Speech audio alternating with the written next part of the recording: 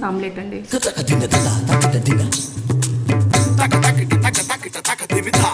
ఎగ్తో చేస్తారా? ఎగ్ లేదండి, ఎగ్ లేకుండా. ఎగ్ లేని వాళ్ళు తినని వాళ్ళు ఇది తినొచ్చండి, బాగుంటది.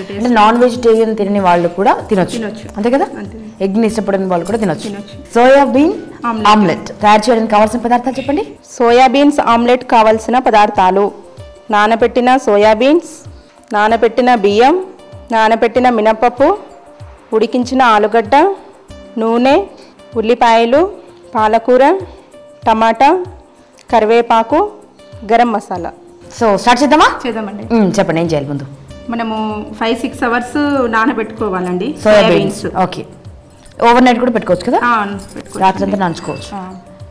నానబెట్టిన ఇదిగా వస్తుంది. ఓకే, సోయా బియ్యం అండి, బియ్యం కూడా దాంతో పాటు నానబెట్టుకోవాలి. ఓకే, సపరేట్గా నానబెట్టాలా?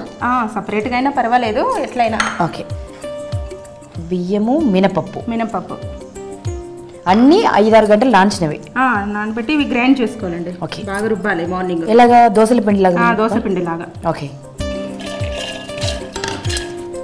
కాస్త నీళ్ళు పోయొచ్చా? పోయొచ్చు. ఉప్పు ఏమైనా వేయాలా ఇప్పుడే? ఉప్పు తర్వాత వేసుకున్నాము. Okay, this is ready.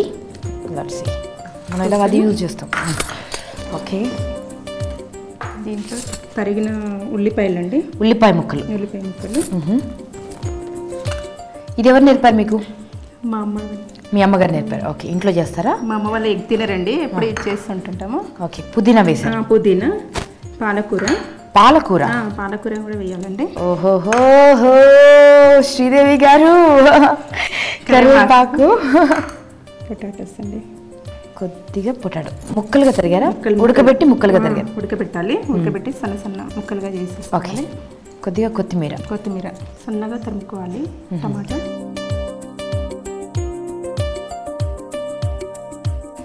ఇంకా ఉప్పు వేయలేదు మనం కదా? వేయలేదు, ఉప్పు వేసుకోవాలి. ఇప్పుడు చాలా కలర్ఫుల్గా వేయాలండి, కొంచెము తగినంత ఉప్పు వేసేసుకోవాలి.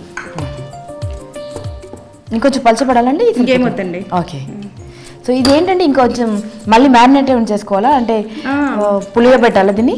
అవసరం లేదండి. ఓకే, డైరెక్ట్గా వేసేసుకో. ఓకే, సో వేసేద్దామా మరి? వేసేద్దామండి.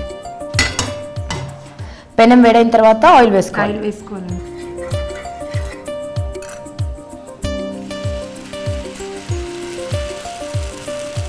సో ఆమ్లెట్ వేసేస్తున్నారు.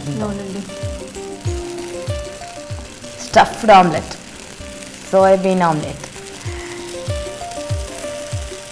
ఇంట్లో పాలకూర యూజ్ చేయాలండి. వాడరు కదండి, చాలా మంది వాడరు కదా. అంటే వాడే పద్ధతి తెలియక వాడరండి, దాంతో ఏమేమి చేయాలో తెలియక వాడరు. దానికి వాడరు కదా చాలా మంది. దాని ఉపయోగాలు తెలుసు కానీ ఈ సోయాబీన్ని ఎలా వాడాలి, టేస్టీగా ఎలా వాడాలో తెలియదు. సో ఇది డెఫినెట్గా సంథింగ్ ఇంట్రెస్టింగ్ అండి. ఓకే,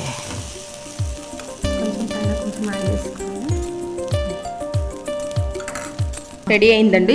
ఓకే, తీసేసుకుందాము. Done.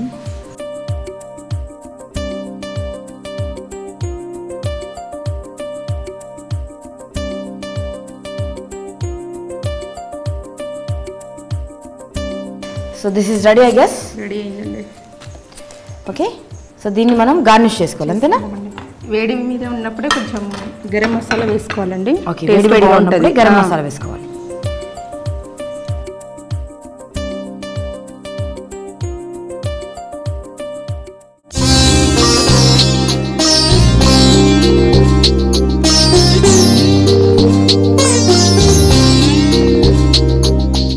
This is done. Ready అండి, సోయాబీన్స్ ఆమ్లెట్. సోయాబీన్ ఆమ్లెట్ రెడీగా ఉంది. So let's have a look. Taste చూడండి. చూడండి కదా, చాలా కలర్ఫుల్గా, చాలా హెల్దీగా ఉందండి. సో దీన్ని ఏ చట్నీతో తినొచ్చండి? అల్లం చట్నీ బాగుంటుందా, టమాటోనా, ఎనీ చట్నీ? ఏదైనా పర్వాలేదండి, ఇట్లా అన్నంలా అంచుకుంటే బాగుంటుంది, టేస్ట్ బాగుంటుంది. ఏంటి? అల్లం చట్నీ? అల్లం చట్నీ అన్నంలో తింటుంటే కూడా బాగుంటుంది. అన్నంలో కూడా తింటారండి. అన్నంలో కూడా అంటే ఆమ్లెట్ తింటుంటాం కదండి. ఓహో, అలాగా. ఇది కూడా అదే కదా. అదేమో నాన్ వెజ్, అంటే రసంలో, సాంబార్లో, కూరల్లో ఇలా ఆమ్లెట్ తిన్నట్టుగా తినొచ్చు. సో ఆమ్లెట్ తినని వారు, ఎగ్కు దూరంగా ఉండేవారు, వడియాలు అలాంటివి అంటే ఆయిల్ ఫుడ్ అవుతుంది. ఇది ఏంటంటే అంత ఆయిల్ ఉండదు, healthy and tasty. Don't disturb me please.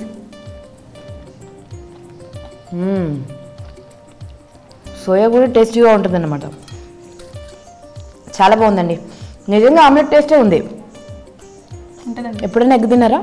తిన్నామండి. అలాగే ఉంది, చాలా టేస్టీగా ఉందండి. Very very yummy, very very tasty and very healthy. So solid బ్రేక్ఫాస్ట్గా కూడా తీసుకొచ్చి దీన్ని సో చక్కగా చేశారండి. సోయాబీన్ ఆమ్లెట్ తయారు చేసే విధానం మరొకసారి మీకోసం చూసి నేర్చుకోండి.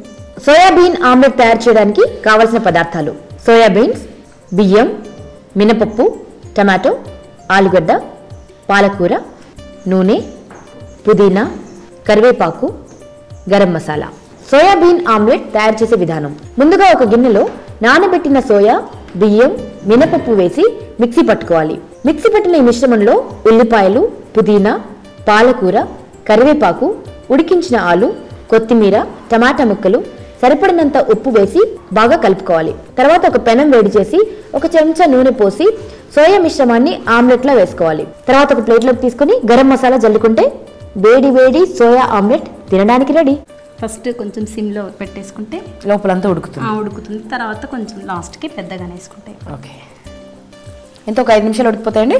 ఉడికిపోతాయి. సో శ్రీదేవి చెప్పండి. చిన్న శ్రీదేవి, మీరు చేసే వంటలు